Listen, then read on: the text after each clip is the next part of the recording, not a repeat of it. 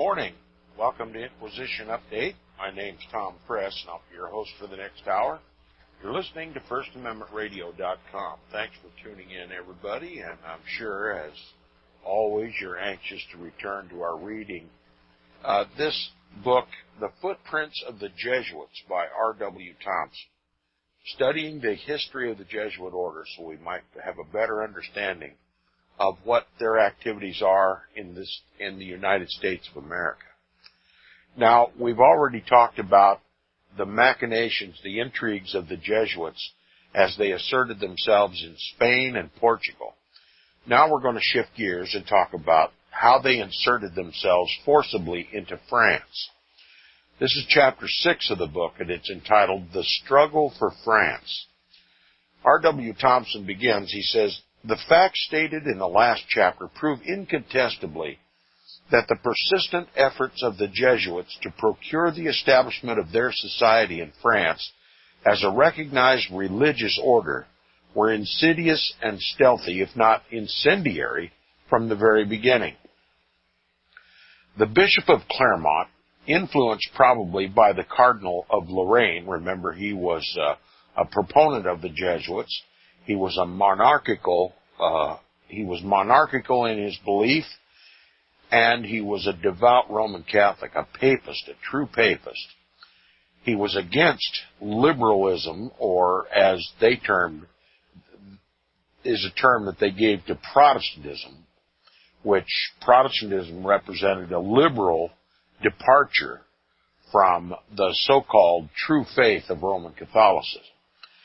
And Lorraine, the Cardinal of Lorraine, supported the Jesuits. Now it says the Bishop of Clermont, influenced probably by the Cardinal of Lorraine, was favorable to them, that is, the Jesuits.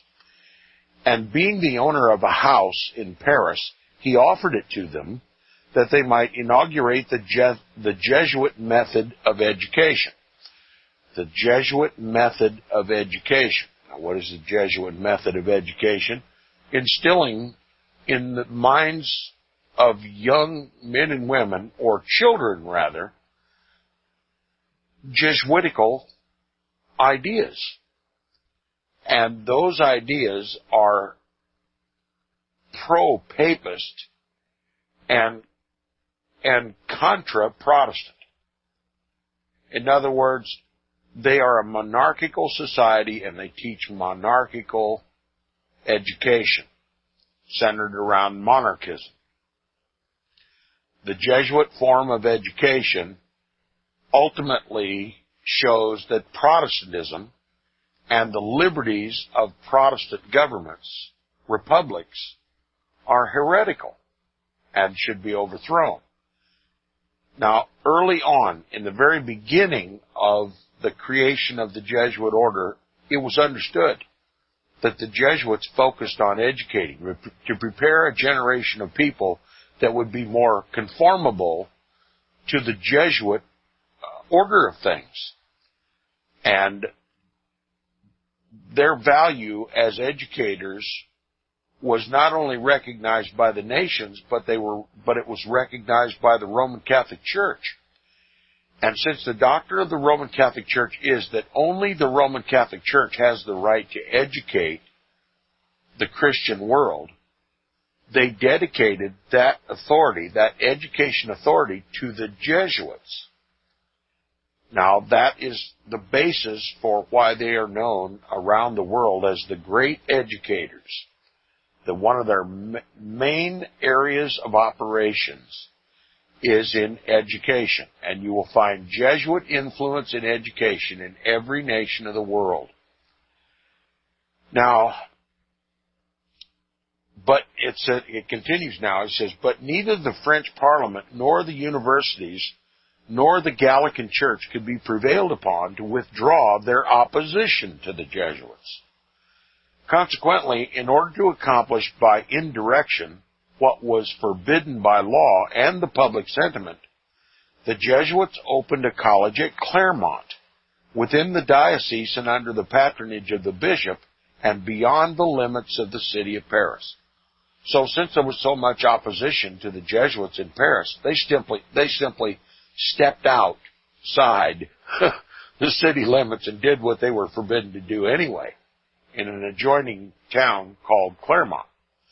They opened a college there.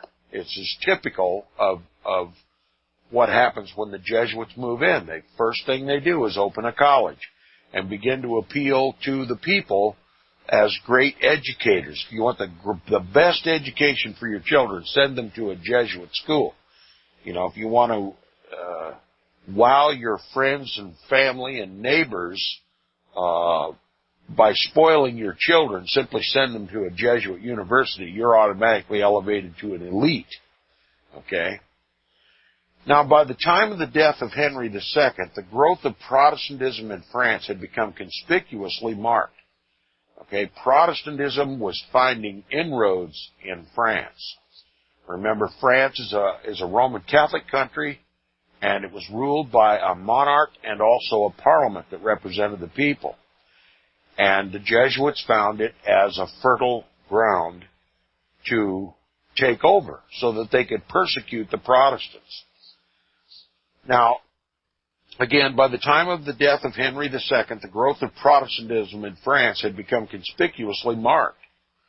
The Jesuit historian Dorignac represents this as a, quote, calamity, unquote, and as a, quote, deplorable state of things, unquote, which it became necessary to counteract by the most active and efficient means.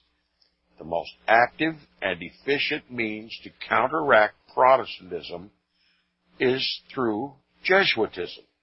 Okay? It's the Counter-Reformation. And it says, but as nothing could shake the stability of the people of Paris, it was deemed necessary to reach the population of that city by gradual approaches after the manner of military commanders. Accordingly, the Bishop of Pamiers was induced to solicit the assistance of the Jesuits in his diocese and had no difficulty in finding enough of them to engage in that mission, for they were held in constant readiness to obey the orders of their superior. These Jesuit missionaries are represented as having caused many who had professed Protestantism to renounce their quote-unquote heretical errors, unquote, and as having commenced their educational plan of operations by establishing a college at Pamiers. Again, another college for the Jesuits. And it says, whatsoever else they did, they obeyed implicitly the teachings of their society. For it is boastingly said that they caused the Protestants to be treated as possessing no rights of citizenship worthy of regard. For, quote, their books were destroyed and their preachers compelled to flee, unquote. See what the Jesuits did? They began to burn or destroy or take out of public circulation books, Protestant books. And I'll give you a modern day equivalent of that today. One of the main operations of the Knights of Columbus and other Roman Catholic organizations and orders is to remove Protestant books from public libraries. And that's why books like this one, Footprints of the Jesuits, are becoming more and more difficult to find, especially in public libraries where Catholics have access. Now, it says, but the Jesuits, oh, and by the way, they intimidated the Protestant preachers. Okay, one of the other forms of destroying the Protestant ministers is to corrupt them with Roman Catholic doctrine. And that includes one of the most successful corruptions of Protestant pastors is called futurism, dispensational futurism. And we've talked about that extensively on the program. I won't go into it again. But it essentially exonerates the papacy as being the Antichrist. The Protestant religion, the Protestant faith, pinned the tail on the donkey. They knew who Antichrist was. It's the papacy. And that was the basis of the Protestant Reformation. Futurism says Antichrist won't come into the world until the last 7 years, and so that exonerates the papacy and reduces Protestantism to just simple rebellion against the Roman Catholic Church. All right, so they burn Protestant books, destroy Protestant information, destroy Protestant history, and then intimidate or corrupt Protestant ministers. Okay, those two operations of the Jesuits are critical and ongoing in our society today. Now, he continues, he says, but the Jesuits were still unable by these violent means to obtain entrance into obtain entrance into Paris. The combined opposition of the Gallican Christians and the Protestants, who had by this time become sufficiently numerous to take part in the controversy, being sufficiently formidable to keep them out.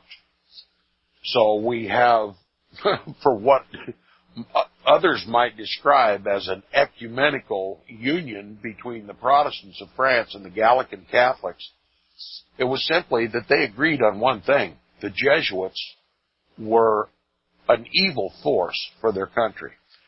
The Gallicans recognized that the liberties that they enjoyed, that is, keeping the Pope within what they considered a proper domain, that is, a spiritual leader in the Roman Catholic Church, they would not allow the papacy to interfere in the civil matters of the country. Okay, they wouldn't allow the Pope to place an interdict on the church or excommunicate the king. In other words, they maintained a separation of church and state. That's contrary to Roman Catholic canon law. According to Roman Catholic canon law, the only suitable government is a union of church and state where the church rules supremely over the state and the state does the bidding of the Pope. But the Gallican Christians supported the current system that existed in France at that time, a separation of church and state, and they saw the Jesuits as a monarchical order that would restore monarchical dictatorship of the Pope in France.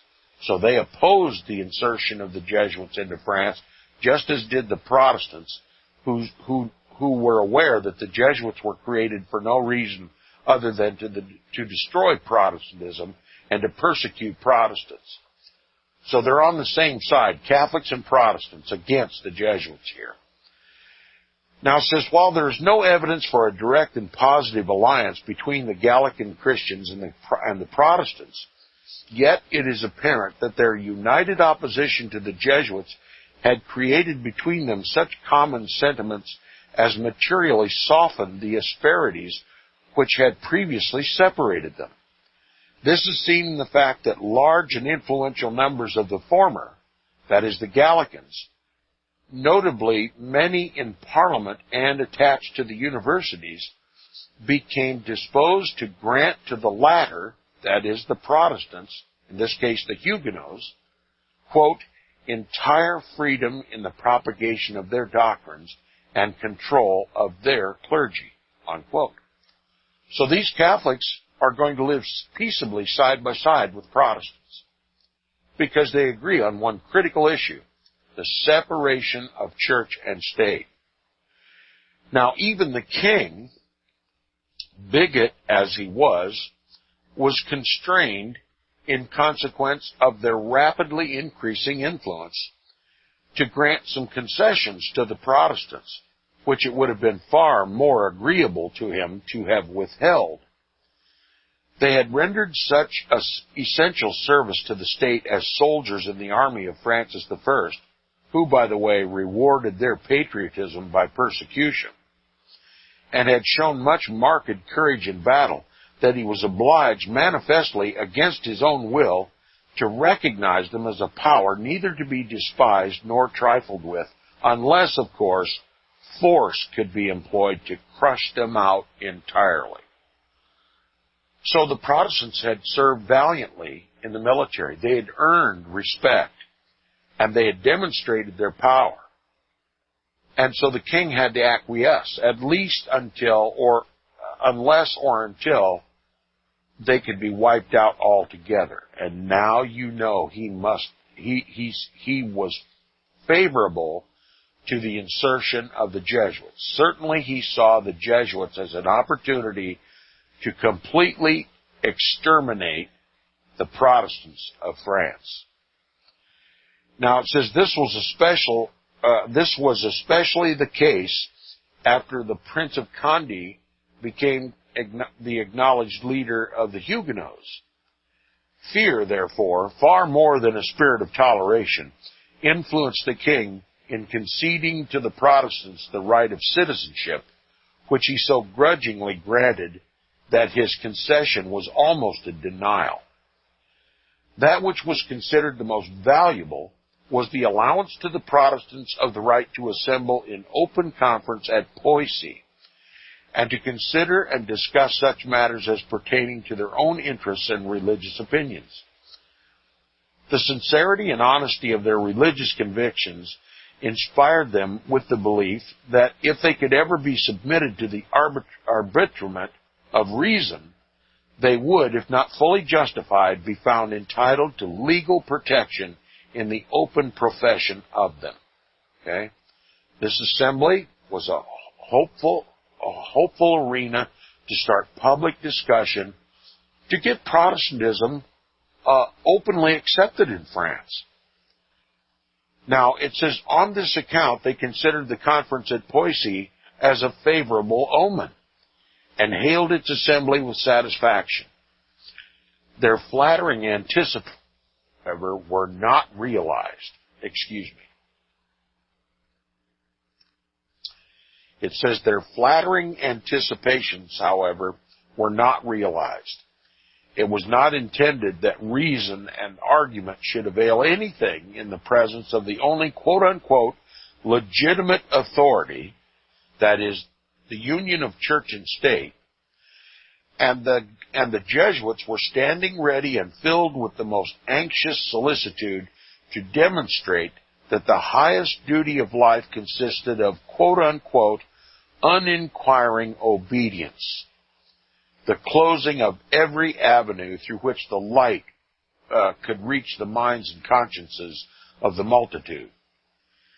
Evidence of this are found in what transpired at Poissy, where for the first time in the history of France, the Jesuits, the Jesuit general, was allowed to appear in a public assemblage as a representative of their order, and to suppress any inquiry whatsoever into the matters which the conference was especially appointed to consider, except by ecclesiastics. In other words, they were not going to allow any public discussion at Poissy that would be favorable to the Protestants. So they simply dictated that the only people who were qualified to speak at this council were ecclesiastics, obviously Roman Catholic priests. Now, from that time forward, the Protestants were reminded at every step they took that the sleepless eyes of the Jesuits were constantly upon them, ready to drive them to their hiding places, turn them over to the Inquisition, or hunt them with tireless vigilance to the point of entire extermination.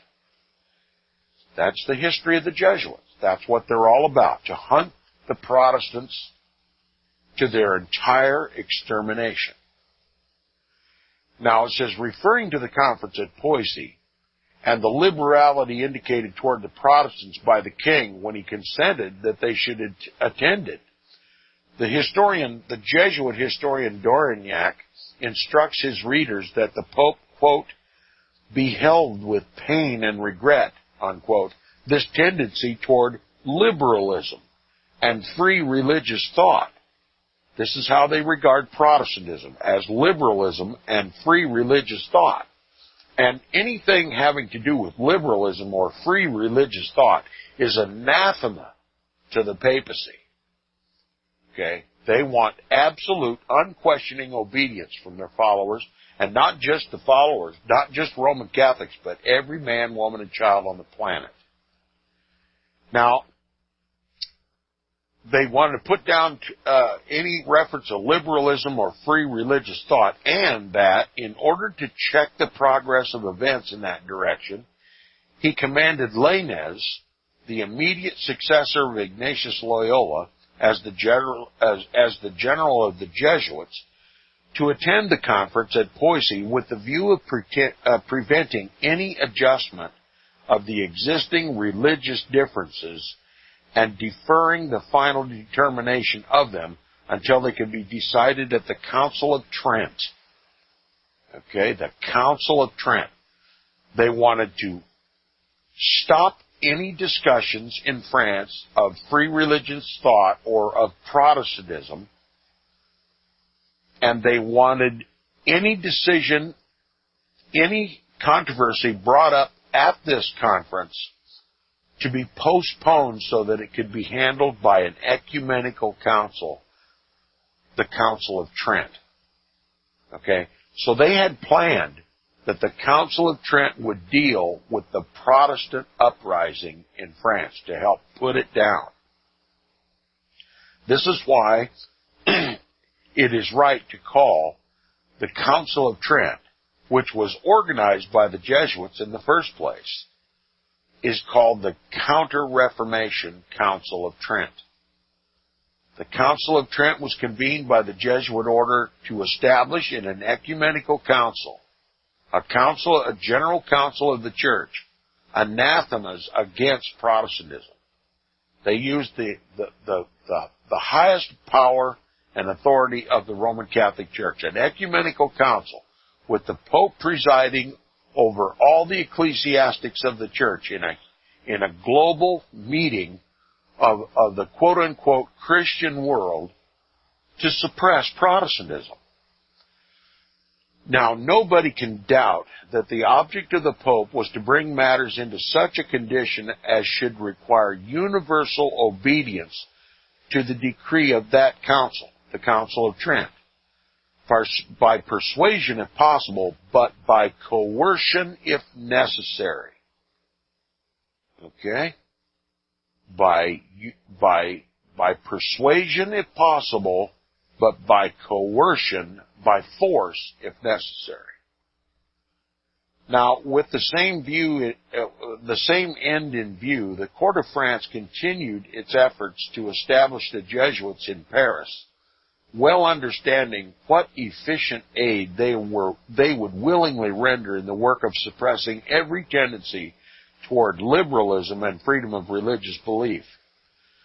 The hostility of the Parliament toward the Jesuits, however, was so decided and violent that it still refused to yield obedience to the royal command, and affairs remained in this condition until the death of Henry II led to the introduction of other influences. It was then deemed necessary to invoke the aid of Catherine de' Medici, mother of the new king, Francis II, quote, to show a bold front against the incursions of heresy by at once compelling the Parliament to acknowledge and receive the Jesuits, unquote. So there's been a change of power in France. Catherine de' Medici is now the one who wields the monarchical power in France, and she is going to force Parliament. She is going to force Parliament by one means or another to admit the Jesuits into Paris. Okay. There again, the Jesuits will use a monarch to assert itself into a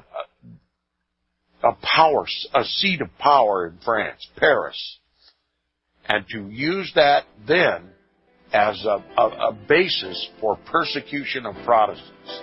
And that's exactly what they did. We'll talk about it when we get back from the break.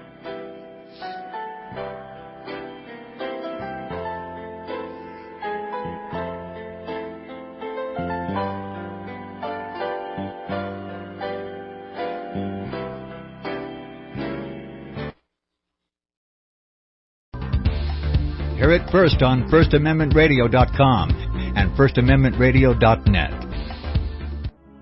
Since the beginning of time, kings have sought it, nations have fought for it. It has been traded, it has been borrowed, it has been purchased, it has been stolen. There's a reason for it. to secure the blessings of liberty to ourselves and to our posterity. Invest with the security of gold and silver. Call Discount Gold and Silver Trading at 1-800-375-4188 or visit DiscountGoldandSilverTrading.net. Listen to Financial Survival with your host Melody Cedarstrom right here on FirstAmendmentRadio.com at 4 p.m. Eastern or 1 p.m. Pacific Time. Visit DiscountGoldandSilverTrading.net or call Discount Gold and Silver Trading at 1-800-375-4188. Toll free 1-800-375-4188.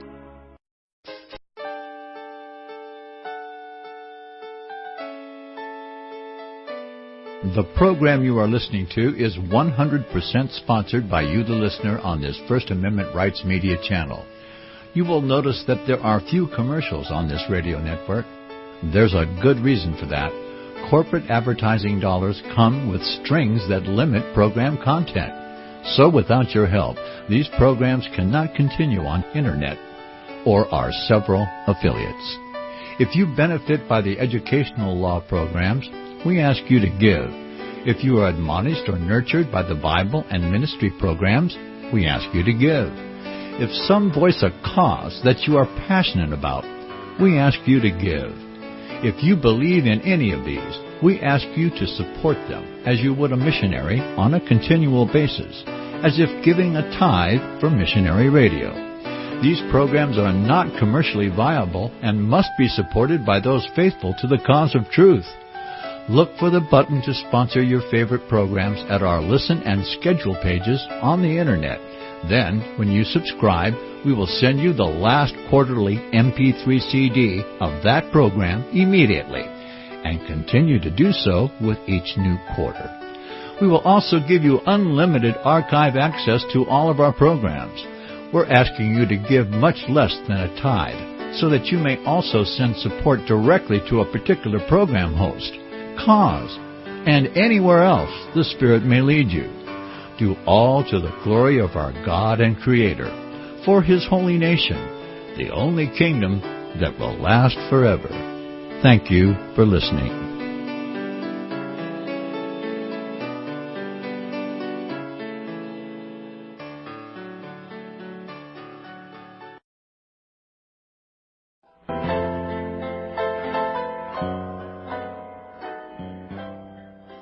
Welcome back from the break. You're listening to the second half hour of Inquisition Update. We'll get right back where we left off before the break. It says, it was then deemed, it was then deemed necessary to invoke the aid of Catherine de' Medici, mother of the new king, Francis II, quote, to show a bold front against the incursions of heresy by at once compelling the Parliament to acknowledge and receive the Jesuits. So Catherine de' Medici is going to force Parliament to accept the Jesuits into Paris. What? Why? To stop the spread of heresy, which is a name the Roman Catholic Church unapologetically gives to Protestantism. Now, it was not difficult, to enlist the aid of Catherine de' Medici, who was always ready to promise anything either to mislead or to destroy the Protestants, greatly preferring the latter. Okay, she was anti-Protestant. Why? The Protestants called the papacy Antichrist. That was her religion. Catherine de' Medici was a loyal Roman Catholic, a papist, just as were the Jesuits. Okay? By her influence and authority, royal orders were issued commanding the Parliament to ratify and register the letters patent to the Jesuits, which had been prepared by Henry II before his death. It should not be overlooked that this was an effort to force the Jesuits into Paris against the repeated remonstrances of the Parliament, the universities, and the leading ecclesiastical authorities of the Gallican Church, the whole body of the Gallican and Protestant Christians, and in fact against the existing laws and the public sentiment of the people. A fact like this not only tends to show, but is convincing proof that the Jesuits were ready to defy all these influences and to disregard every existing law or custom that imposed the least restraint upon them, their controlling object being not only to aid the king and the pope in destroying the quote-unquote liberalities of the Gallican Church and the Christians, and thus subjecting France to the temporal dominion of the papacy, but to destroy forever the free religious thought which Protestantism had introduced. But, says the Jesuit historian Dorignac, evidently with regret, the Parliament was as intractable as ever, unquote, still refusing to obey the mandate of the king or to allow the Jesuits to enter into Paris. You see a divine hand in all this? Now, if all this opposition to the wishes of the Parisian people had been the result of impulse, arising suddenly out of rapidly passing events, it might be passed over as a sudden outbreak and forgotten. But it was the result of a fixed, settled, and determinate papal policy, which had already had several centuries of growth, and which it was deliberately resolved to persist in until the heresy of Protestantism should be exterminated and free religious thought made impossible. Such a contest as that was most congenial to the Jesuits, because they saw in the achievement of these results the fulfillment of the highest objects of their society. With a stake like that in view, backed by the king and the pope, they persisted in their course with untiring vigilance, considering the most serious difficulties they encountered as mere trifles compared to the end they hoped to reach. That they might be assured of the royal sympathy, the king, Francis II, was easily induced by Catherine de' Medici to issue new letters patent with orders for their immediate enrollment by Parliament, notwithstanding the remonstrances of the Assembly and of the Bishop of Paris, unquote. But Parliament, still unyielding,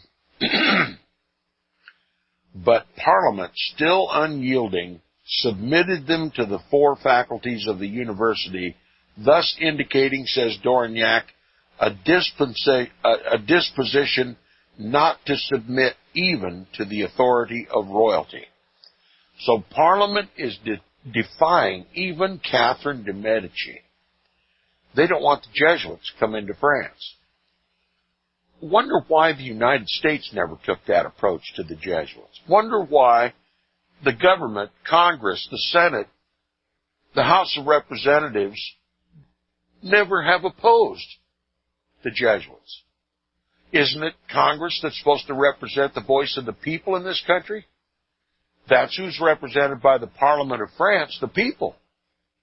The popular opinion was not to allow the Jesuits into France.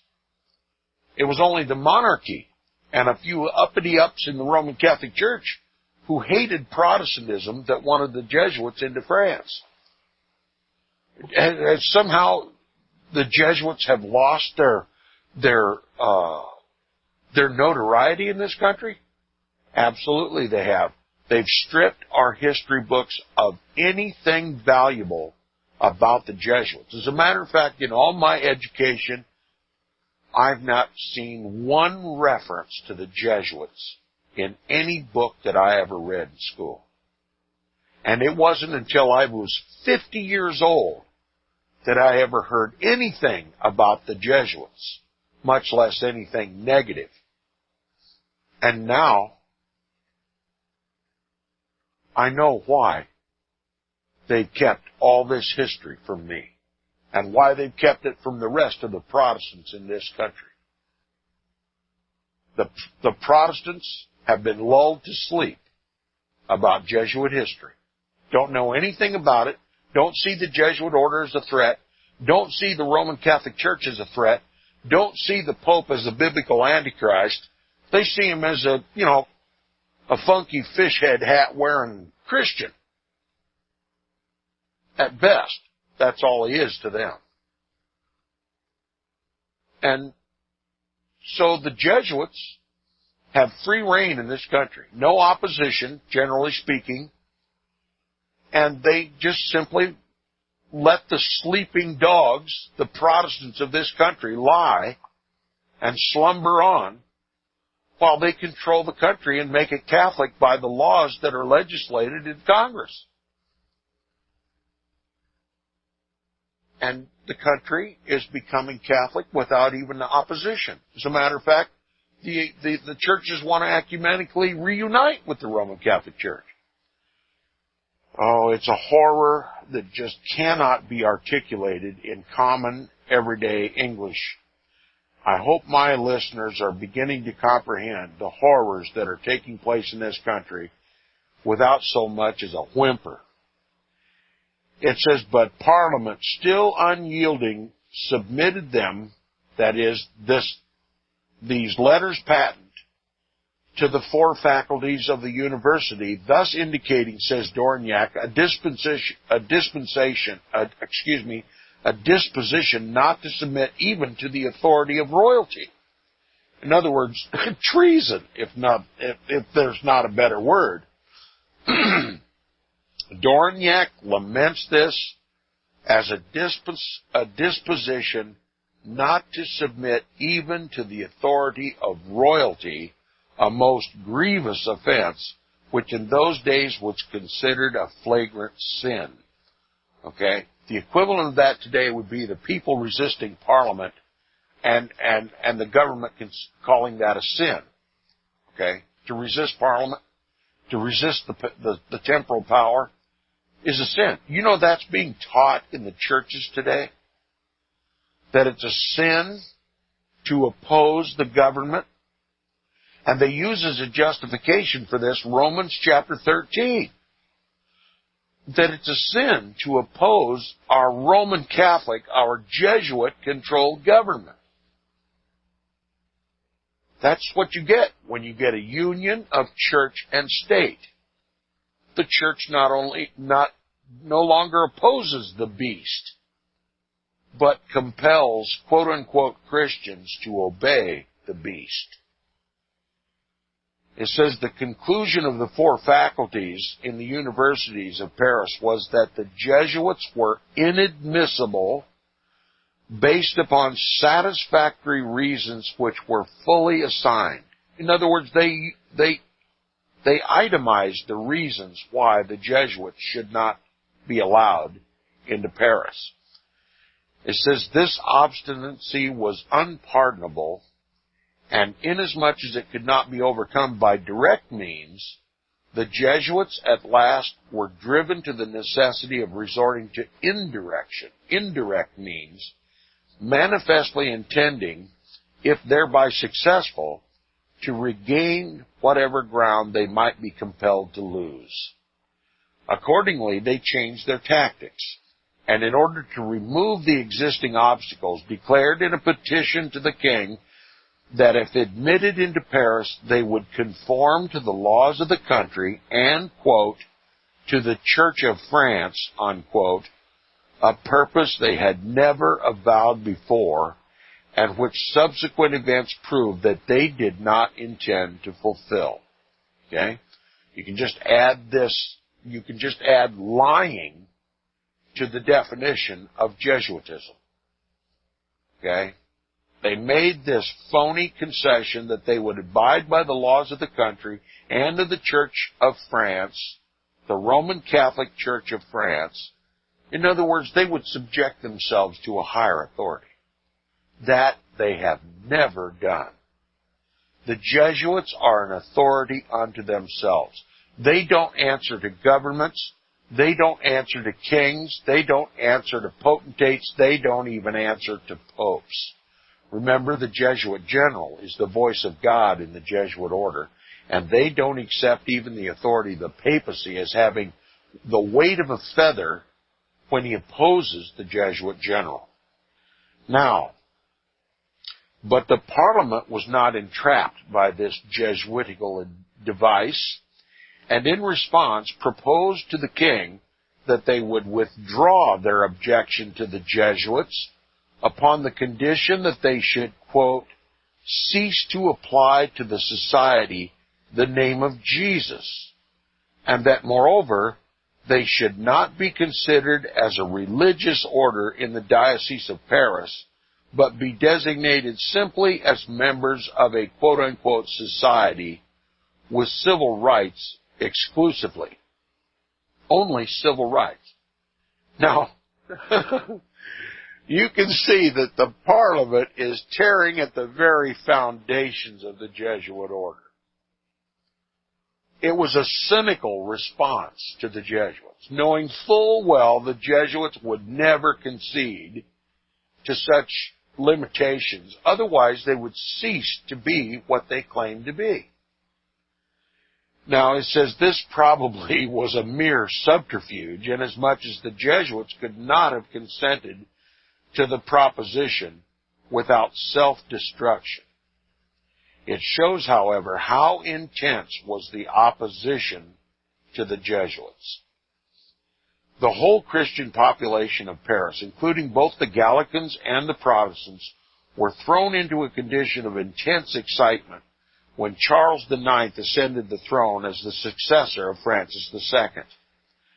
The Protestants were in fear of total extermination, and the Gallican Christians were convinced that the main object of the Jesuits, the Pope, and the monarchical rulers of the country was to change the destiny of France by bringing the country into the humiliating obedience to Rome, both in religious and temporal affairs, without any regard whatsoever to their system of church government or to the integrity of their ancient Christian faith. Charles IX was a mere child, only 9 years of age, and was consequently the mere creature of his mother, Catherine de' Medici, whose familiarity with court intrigues enabled her, as guardian of the king, to grasp all the powers of the queen regent, without reference to the sentiments or will of the French people. She relied solely upon the possession of the powers and prerogatives of royalty to maintain her authority, and being an Italian, her character resembled as nearly that of the prince portrayed by Machiavelli, her countryman, as that of any other ruler who ever governed. Okay, so Catherine de' Medici is the real power now in France, and she's going to take and use that power ruthlessly. She was always profuse in her promises when she considered them necessary to gain her objects, but never regarded herself bound by them beyond her own pleasure. She violated them at will, whensoever her royal and personal interests required it. In her dealing with the French Huguenots, the Protestants, she practiced treachery and perfidy to an extent which would have brought a blush to the cheek of a Turkish sultan. She was, therefore, a fit instrument in the hands of the papal authorities and of the Jesuits to bring France and the French Christians in subjection to Rome, an object which, as an Italian and a foreigner, was especially attractive to her. She caused the king to yield, and readily yielded herself, as the king had no will of his own, to the entreaties of the Jesuits by again requiring of Parliament that it should consent to their establishment in Paris without further delay.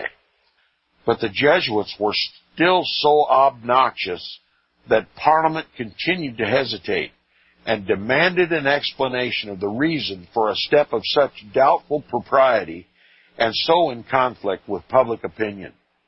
In explanation, one of the leading Jesuits, with much eloquence, it is said by Dorignac, clearly and energetically exposed the plans and projects of the Calvinists or the Protestants, and the machinations and collusions existing between them and the university for the purpose of obtaining their ends, that is, their united efforts to establish in France the freedom of religious belief, a form of heresy which the disciples of Loyola had solemnly sworn to eradicate. Okay, this eloquent Jesuit voice is simply telling them that these Protestants are going to just spread heresy all throughout France. France will be lost to the papacy. The Roman Catholic Church will ultimately be threatened by these Protestants. They don't regard the papacy as anything but Antichrist. They don't regard the monarchical system as anything but the beast. And if you don't suppress Protestantism in France, they're going to take over. Okay? You see, they've made this an issue of survival for France. That France will be forever lost if Protestantism is allowed to prosper in practice. If liberty becomes a byword in France, Catholicism will no longer reign. And the royalty, the monarchy of France, will be overthrown. You see, Protestants were being viewed in France as domestic terrorists. Sound familiar? It ought to. Protestants were being demonized as liberals. Okay, now not to be confused with the Democratic Party in this country, often referred to as liberals. What we're talking about here is liberation from Rome. Okay, that's how the papacy views liberalism. That's how the term is used by the papacy, by the Roman Catholic Church. Liberalism simply means Protestantism. Throwing off the yoke of papal tyranny is rebellion to the Roman Catholic Church and obedient to a Protestant. So, this open avowal of the only motive which influenced the Jesuits surrounded the controversy with so much delicacy and importance that it was referred by the Parliament to the State General as the representative of the whole nation, or to the next National Council of the Church. Thus we find constantly accumulating the most conclusive evidence to show the persistence of the Jesuits and how steadily and earnestly they were resisted by the best and most enlightened part of the French people. Who were the best and the most enlightened part of the French people? Protestants. Now, the Jesuits were unquestionably much discomfited and chagrined at this continued resistance, and were constrained to seek assistance from every available quarter. The nobility of Auvergne were consequently persuaded to interpose in their behalf by soliciting the admission of the society into all the towns of that province, evidently supposing, if that were done, that the Jesuits would soon diffuse themselves throughout the whole country, that the entire destruction of Protestantism was the only and ultimate end they contemplated, is sufficiently proven by the fact that in their petition to the king, wherein they asked for the introduction of the Jesuits, they said, quote, "Unless the king wishes the whole of Auvergne to fall into heresy, it is necessary that the Society of Jesus, the Jesuit order, should be admitted into France," unquote. Okay? The threat is that if the Jesuits aren't admitted into France, Protestantism is going to succeed and France will be lost. Now, these proceedings were soon followed by the National Council of the French Church at Poissy, to which, as we have seen, the Protestants had looked forward with so much anxiety, anticipating it as an occasion when they would be permitted to make known the reasons for their religious belief. It was attended by the Queen Regent, the King, and the entire royal court, representing monarchical power, by 5 cardinals, 40 archbishops and bishops, and numerous doctors in behalf of the Church. by several Calvinist ministers representing that form of faith, and by Henry, King of Navarre, and the Prince of Condé representing the Huguenots and the general Protestant sentiment in favor of religious liberty. But such a body, under ordinary circumstances, might have enabled the Protestants to realize their hopes, at least to the extent of convincing the authorities of the government that they were loyal to it and obedient to all its commands, except in the single particular of desiring to be left free to follow their own consciences in worship of God. But Lainez, the Jesuit general, was also there to demand conformity to the requirements of the papacy and of his society, that is, the monarchy, that no discussion should be tolerated, and that, quote-unquote, uninquiring obedience to authority should be exacted from all. To him and to his society, it was impossible to preserve the union of church and state without this. And if this were not done, its joint monarchism would be endangered. Accordingly, he took special pains to point out to the king and the queen mother the indecency and the danger of the free discussion of questions of religious faith by those who were disposed to defend Protestantism in such an assembly. So the Jesuits dominated this council. We're not going to have any discussion by Protestants. We're going to flood the assembly with Roman Catholic prelates, with Jesuits, and with monarchs and people from the monarchical court, and we're going to shut out the Protestants. We're going to shut them up before they ever open their mouth. And that's what they did. And that's the kind of action you can expect from the Jesuits anytime a question comes up whether the people have any rights in this country, because the rights of the people represent a heresy. Okay? Uninquiring obedience is what the Jesuits demand. Monarchical government is what the Jesuits demand. Liberties of the people is rebellion against the only authorized authority on the earth, a union of church and state. That is, the church dictates to the state how the state should operate, and the people are governed with an iron Roman rod. That's Jesuitism. Protestantism is liberty from the Roman rod, and Rome loves to wield her strength and shut out the truth. We'll talk about it more on the program tomorrow. Thanks for listening. You're listening to Inquisition Update on First Amendment Radio.